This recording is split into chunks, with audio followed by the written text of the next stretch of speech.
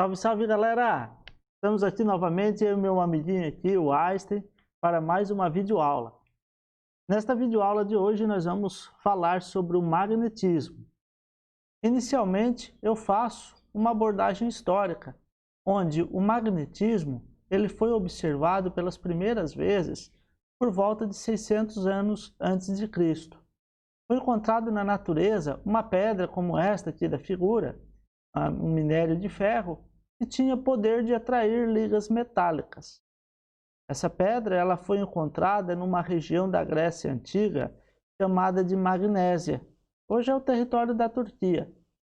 E por esse motivo, por causa da região Magnésia, a gente tem hoje o nome associado ao magnetismo. Tá? Aqui eu tenho uma pedra in natura, algumas imagens para vocês perceberem o que é uma magnetita. Aqui a magnetita está atraindo limalhas de ferro, tá? Limalhas de ferro seria o pó do ferro. E aqui a magnetita polida, aqui, uma pedra bem bacana, bem bonita aqui, que são pequenos ímãs. Então, essa limalha de ferro, como ela era atraída pela magnetita, na época chamava muito atenção e eles chamavam isso de pedra amante. E por esse motivo surgiu aí o termo ímã, que vem do francês aimant. Após a descoberta do magnetismo, esses fenômenos eles acabaram ficando aí muitos anos só como uma curiosidade e era utilizado aí por mágicos, por ciganos na época para fazer truques. Por exemplo, a gente sempre brincava quando criança, botava um ímã debaixo da mesa e uma moeda em cima e ficava iludindo, brincando, dizendo que a gente tinha o poder de mover a moeda, mas a mãozinha estava com o ímã lá por baixo da mesa, Somente os chineses, galera, lá no ano 600 depois de Cristo, então aqui eu faço um destaque muito especial, porque 600 antes e 600 depois dá um intervalo de 1.200 anos. Somente depois de 1.200 anos é que surgiu uma aplicação prática então do magnetismo, onde foi criada então a bússola, e essa bússola servia para a orientação das grandes navegações. Claro que hoje a gente sabe que não é o melhor caminho se guiar por bússolas, No século XVIII, ou seja, mais de 200 anos após, um engenheiro francês, chamado Pierre de Maricourt, ele observou que quebrando os ímãs não conseguia separar o Polo Norte do Polo Sul. Então, começaram aí os estudos a se intensificar. Então, o primeiro intervalo 1.200, o segundo intervalo 200. E aí por diante o magnetismo começou a ser desenvolvido e depois uniu-se com a eletricidade, associando aí o eletromagnetismo e desenvolveu toda essa área da ciência. Então, o experimento que acabou unindo o magnetismo com a eletricidade, ele foi visto em 1820, aí no século XIX, por um professor dinamarquês chamado Hans Christian Ørsted. Estou trazendo esta imagem, esta abordagem aqui, a relação do magnetismo com a eletricidade, para que vocês compreendam que foi do século 6 a.C., depois lá em 1820, ou seja, no século 19 depois de Cristo, é que a gente teve aí a união dessas duas áreas. E a partir disso daí tivemos grandes feitos na ciência. Aqui mostra o que o professor Hans Christian Ørsted ele observou, é que o ímã ele estava originalmente apontando nesta direção aqui, sentido sul e norte da Terra. Quando passou uma corrente elétrica por esse fio aqui, então aqui estava passando uma corrente e essa bússola ela parou de se orientar nesta posição aqui. Ela ficou orientada perpendicularmente aqui, Então ele provou que a corrente elétrica passando no fio acabava fazendo a bússola ser interferida. Por isso ele chegou à conclusão de que correntes elétricas geravam campos magnéticos. Tá? Então aqui tem uma figura que ilustra isso. Aqui uma bateria, uma bússola orientada norte e sul geográfico, né? E aí quando passou a corrente elétrica, a bússola ela se orientou noutra direção. Tá? Então isso aqui ele mostrou isso que está anotado aqui embaixo, né? Que uma corrente elétrica produz um efeito magnético. Então, de onde é que surge a propriedade magnética de um ímã? A propriedade magnética de um ímã ela vai surgir devido a uma propriedade intrínseca da matéria, ou fundamental, que é chamada de spin. Os spins, eles são chamados simplesmente de pequenos ímãs, ímãs elementares, tá? Então aqui nós temos um material, está dizendo que em determinadas regiões do material, os spins, que são essas setinhas, estão todos orientados. Aqui nesta outra região, eles estão orientados, aqui também outras, e assim por diante. Essas orientações aí se chamam de domínios magnéticos, tá? Então, os spins, eles estão orientados, então aqui temos vários domínios magnéticos em várias direções. De tal forma que um domínio magnético, ele acaba anulando o efeito do outro e esse material aqui não está magnetizado. Agora, se a gente alinhar esses domínios magnéticos, galera, como tem aqui nesta figura, ó, se a gente conseguir fazer isso, esse material acaba virando um ímã. Tá? Então aqui nós temos um material onde os domínios magnéticos estão desalinhados e aqui os domínios magnéticos alinhados. Então aqui a gente diz que temos um material imantado e aqui um material não imantado.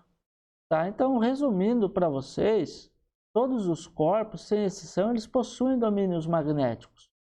E que na maioria das vezes esses domínios eles estão desorganizados, como está aqui embaixo, né? Eu fiz um outro desenho aqui, eu coloquei, em vez de domínios, eu fiz pequenos ímãs, tá? O efeito magnético resultante ele é nulo, ou seja, o corpo não está magnetizado, que é esse caso aqui. E aqui nas substâncias que a gente tem um alinhamento, a gente tem um material magnetizado. Eu fiz questão, pessoal, de colocar aqui ó, esses pequenos ímãs ainda não totalmente alinhados aqui na horizontal, para não dar a sensação para vocês de que ele ficaria 100% alinhado. Não, 100% na linha.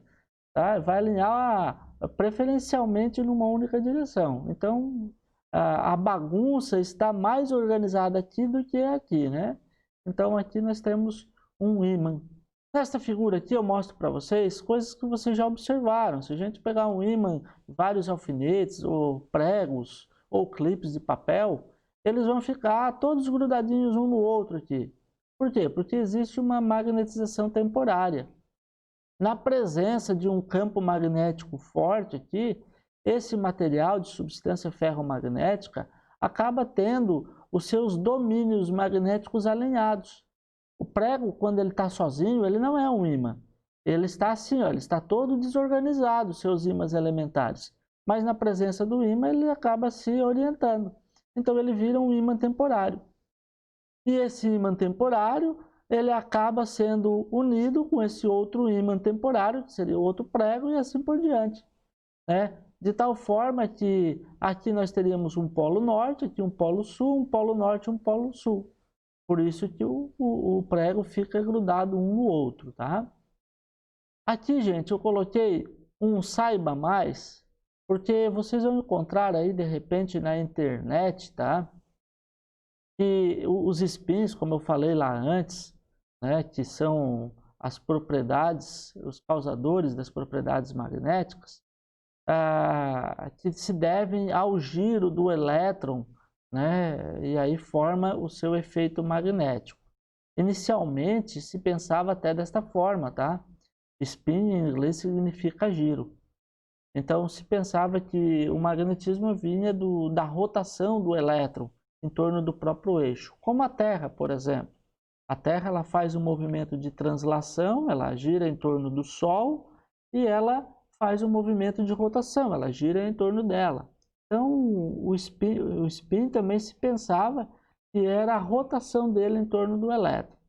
Porém, essa interpretação, gente, gerava várias inconsistências físicas, tá? E aí uma delas eu coloco aqui para vocês, é que se tivesse mesmo a propriedade por causa da rotação, teria que ter uma emissão de uma radiação constante, já que esse tipo, um movimento de rotação, é um movimento acelerado, e no eletromagnetismo diz que precisava ter uma radiação emitida, só que não se observa essa radiação emitida.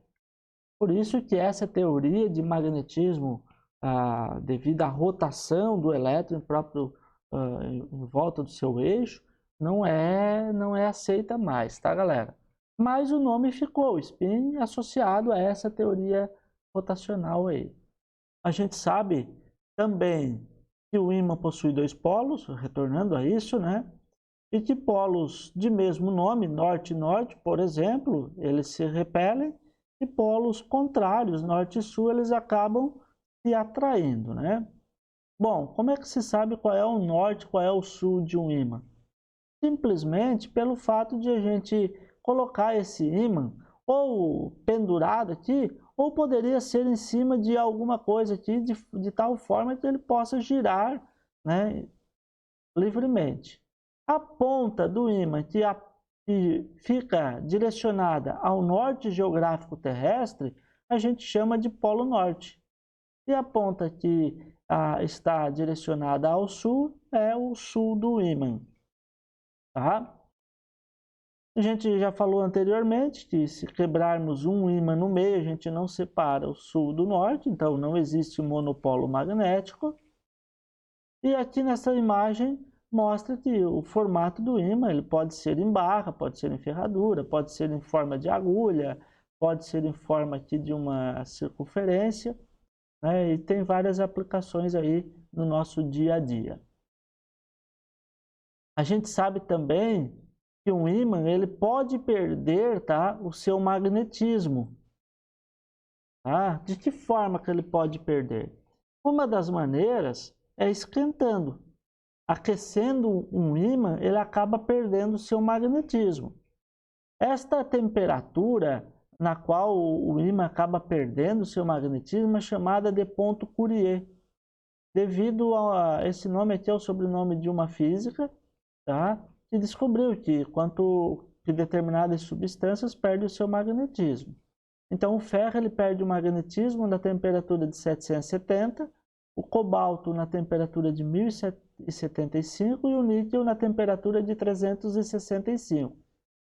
O ímã também pode perder o magnetismo por impacto. Se você pegar um martelo, por exemplo, e ficar martelando num ímã em forma de barra, ele acaba perdendo o magnetismo, né?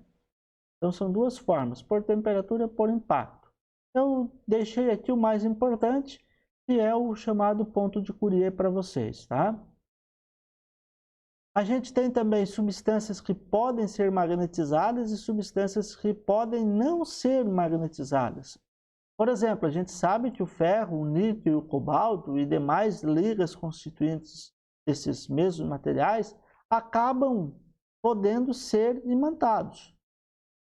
Então, essas substâncias elas conseguem virar ímãs. Né? Então, elas são substâncias chamadas de ferromagnéticas. Chumbo, plástico, alumínio, madeira não viram ímã nunca. Então, essas substâncias são chamadas de paramagnéticas. E tem algumas substâncias, por exemplo, ouro, prata, zinco, água. O campo magnético ele acaba afetando esses materiais, acaba organizando os ímãs elementares, só que eles acabam se orientando de forma oposta ao campo magnético. Então essas substâncias elas se tornam pequenos ímãs, mas ímãs que acabam fazendo que uma repulsão entre eles. Por isso que o nome acaba sendo diamagnéticos. Só que essa influência ela é muitíssimo, eu coloquei aqui ó, embaixo, muitíssimo pequena. Tá? Então acaba sendo difícil até de observarmos, né, o zinco sendo repelido por um ímã.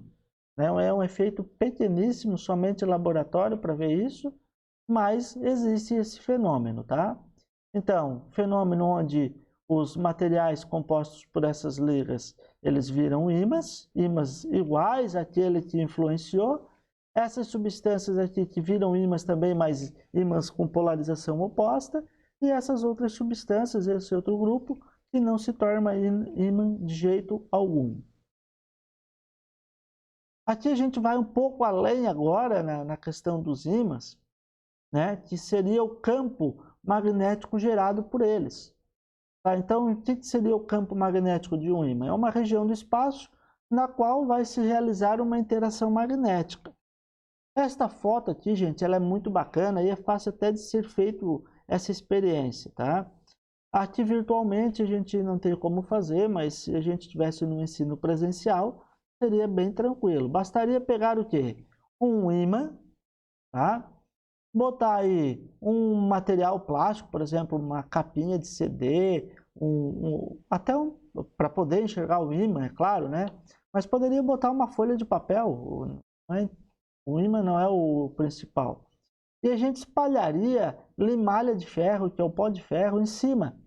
E ao espalhar o pó de ferro em cima, ele acaba ficando com esta configuração aqui.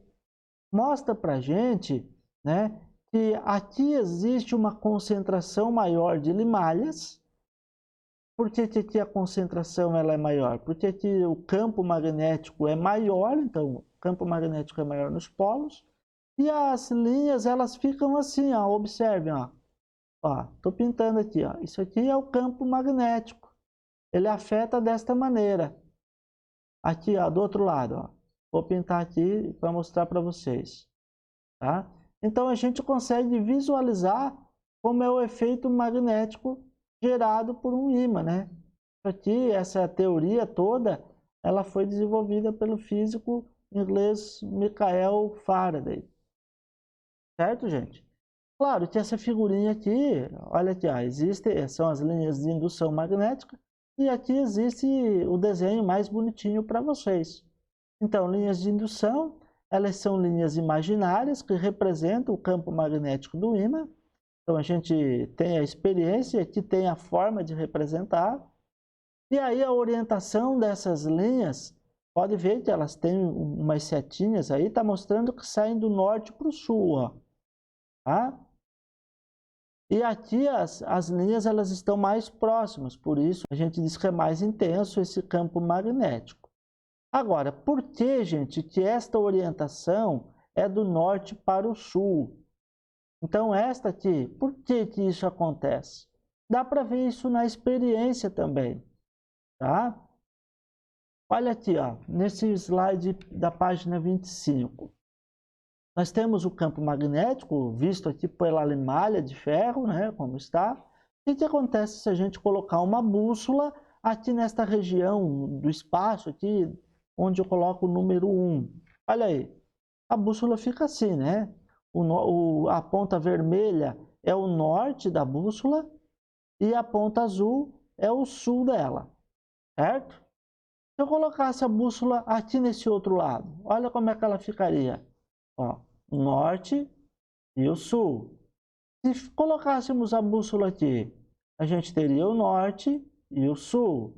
Aqui, o norte e o sul. Aqui, o norte e o sul. Vocês conseguem perceber que está tendo uma orientação aqui, ó. O norte sempre fica assim. Então, esta orientação aqui nessa figura de cima, ó, está mostrando que o norte sempre está apontando para cá. É isso que está sendo representado nessa figura. De tal forma que se eu colocar aqui, vamos aqui na figura de cima, uma bússola aqui nesse pontinho, ela ficaria apontando com a ponta vermelha para cá. Ó. O norte vem para cá. Olha aqui, ó, nessa imagem de baixo novamente. Nesse ponto número 6. O norte está para cá. Ó. Por quê? Porque está sendo atraído. Olha aqui como é que fica. Ó. Olha aqui, ó, o norte para cá. Essa aqui, o norte para cá. Ó, norte.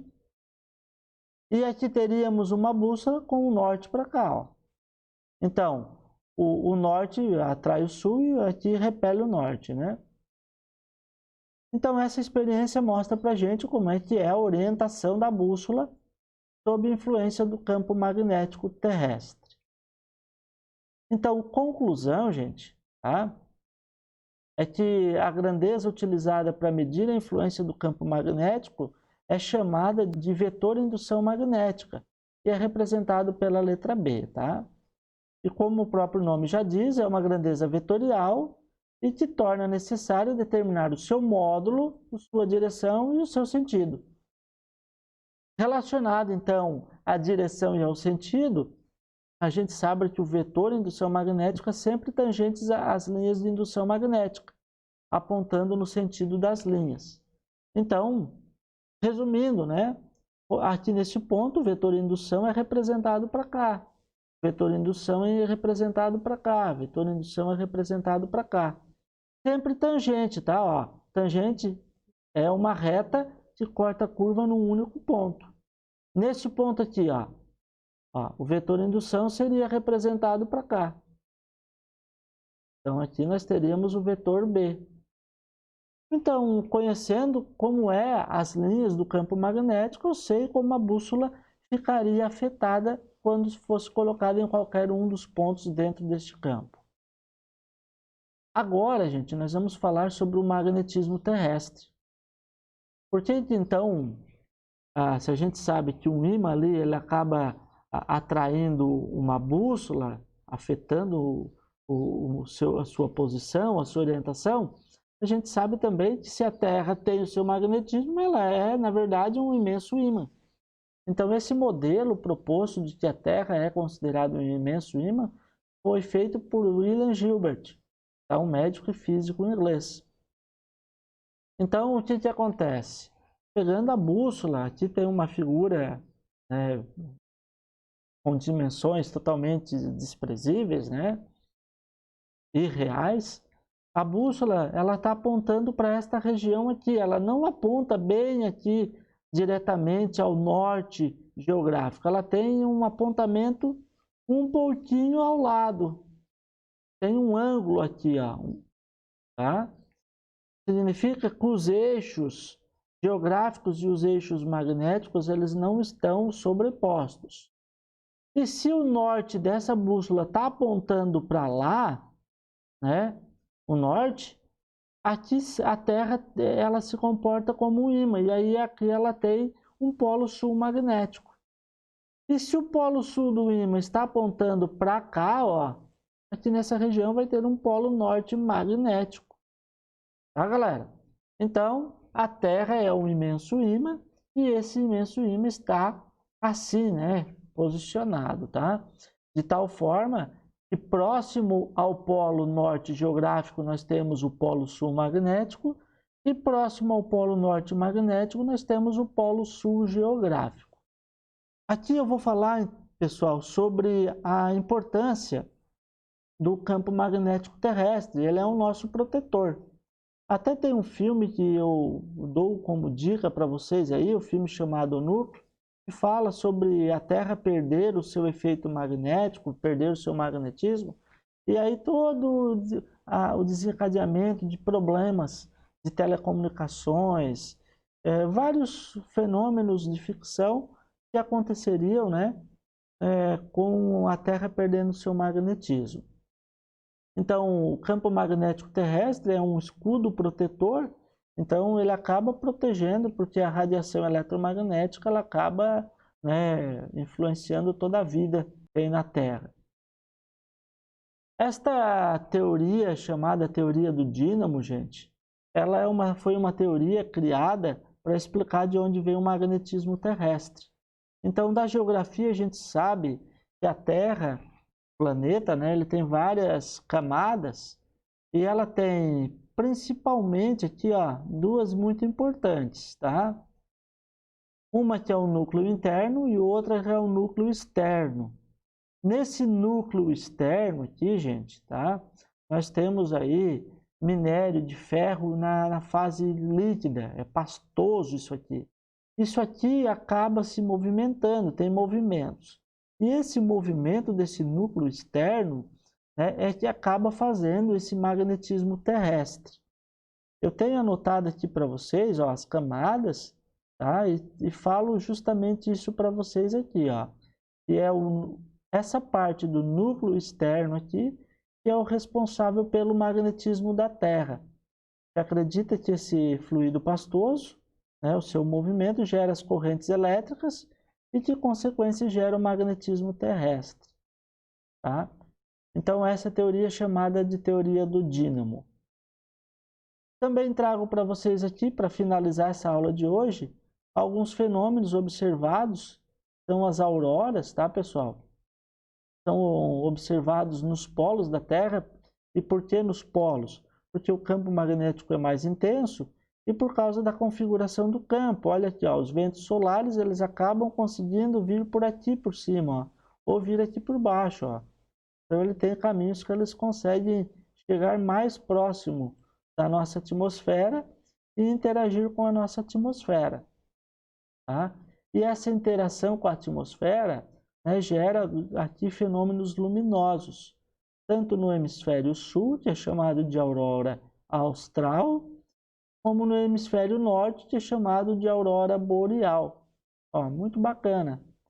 Eu gostaria ainda de um dia poder fazer uma viagem para poder contemplar esse fenômeno da natureza.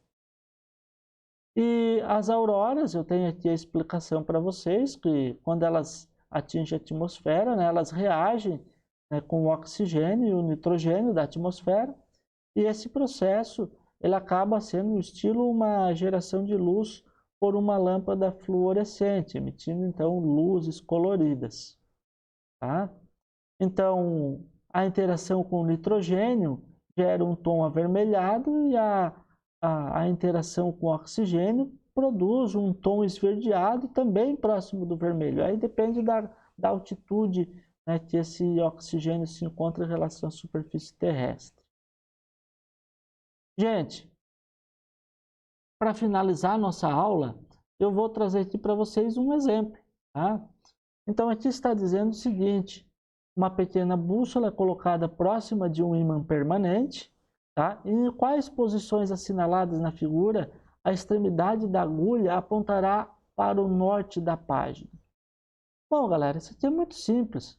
Bom, aqui a gente tem um ímã norte-sul. Se eu colocar uma bússola, ela vai ficar como? Ela vai ficar, né, orientada assim, sendo que aqui seria o sul da bússola e aqui o norte da bússola.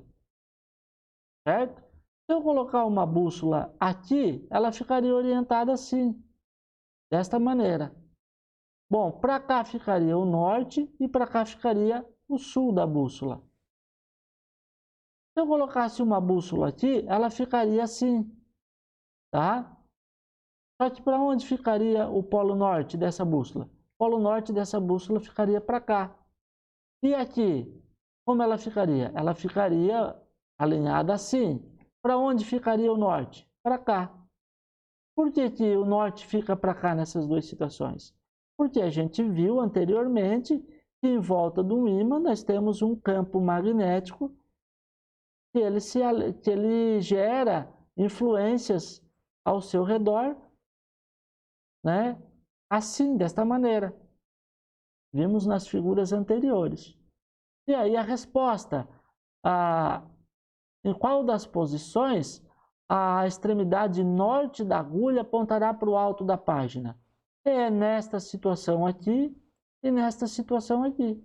Ó, o norte para cá e o norte para lá. Resposta é a letra A.